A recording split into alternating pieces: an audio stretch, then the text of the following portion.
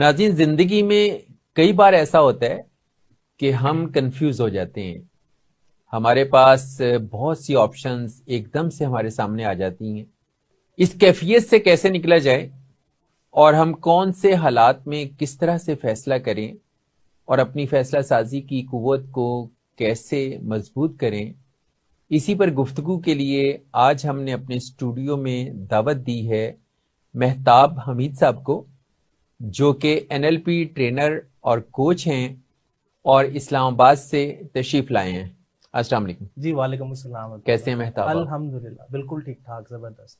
अच्छा, ये बताइए कि एक इंसान की जिंदगी में हम्म, बारहा ऐसे लम्हात आते हैं जब उसके सामने दो तीन चार ऑप्शंस आती हैं हम्म, और हम अक्सर ये कहते हैं कि पता नहीं किस्मत कब मेहरबान होगी और हाँ, किस्मत दरवाजे पे कब नॉक कब करेगी। नौ करेगी। लेकिन नॉकिंग समटाइम दो तीन ऑप्शन से हो जाती है, दो तीन सिमतों से हो जाती है। हम्म, तो हम कंफ्यूज हो जाते हैं कि क्या फैसला किया जाए। अच्छा, हम्म, इस स्टेट ऑफ माइंड को आप कैसे डिफाइन करेंगे, ये क्या है हम्म। और हम इस कैफियत से कैसे निकल सकते हैं? देखें, जो माइंड है ना, उसके मैप को अंडरस्टैंड करना बड़ा जरूरी है। जब आपके पास एक से ज्यादा ऑप्शंस आ जाती हैं और हमारी मेंटल स्टेट कंफ्यूजन में चली जाती है, तो उस लम्हे हमने देखना होता है कि हर ऑप्शन की प्रायोरिटी क्या है, कौन सी ऑप्शन हमारे इनर सेल्फ के साथ अलाइन है।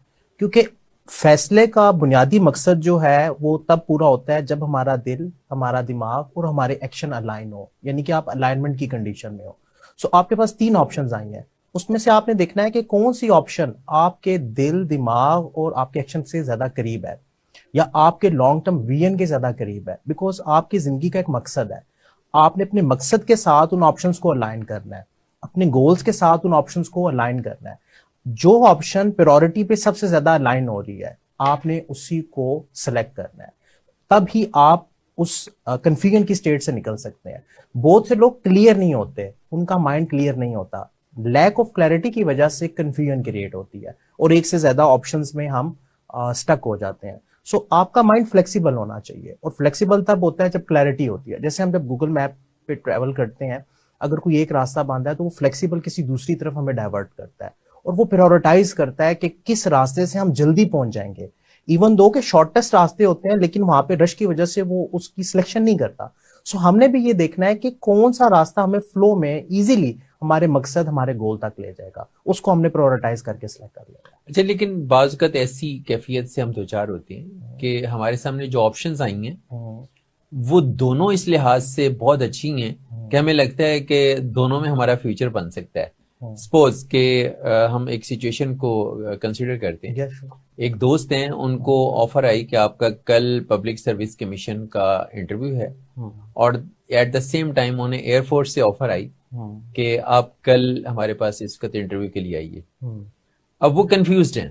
हम्म, अच्छा, उन्होंने कोशिश की कि मैं सुबह की फ्लाइट से इस्लामाबाद पहुंच जाऊं और मैं वहां एयरफोर्स का एयरफोर्स का इंटरव्यू दूं, इंटरव्यू दूं, और इनसे उन्होंने रिक्वेस्ट की कि मेरा इंटरव्यू आप आप 3:30 के थ्री करीब थर्टी रखें तो मैं वहां से आ वापिस आ जाऊंगा। जाऊंगा। अच्छा, नतीजतन ये हुआ कि वो जब इस्लामाबाद में थे तो उनका दिमाग लाहौर में था, हम्म, और जब वो इस्लामाबाद से फारिग हुए और लाहौर के लिए उन्होंने ट्रेवल तो वो किया बैक पे वहां पे स्टक तो रहे, वो वहां स्टक थे और उनके दोनों ऑप्शन उनके हाथ से निकल गए। निकल गए। अच्छा देखें, अब इसमें ना क्लैरिटी नहीं है उनके माइंड में। अगर मेरे पास दोनों ऑप्शंस आए तो मैं देखूंगा मेरी वैल्यूज क्या है। लाइक 2012 में मेरी गवर्नमेंट की जॉब होगी और 17 ग्रेड की थी, आईटी टीचर्स हायर हुए। अब सब कहते हैं गवर्नमेंट की जॉब है, आप ज्वाइनिंग क्यों नहीं दे रहे? बिकॉज मेरी वैल्यू थी फ्रीडम। मैंने सोचा कि अगर ये मैं जॉब सेलेक्ट कर लूंगा तो मैं फिक्स हो जाऊंगा।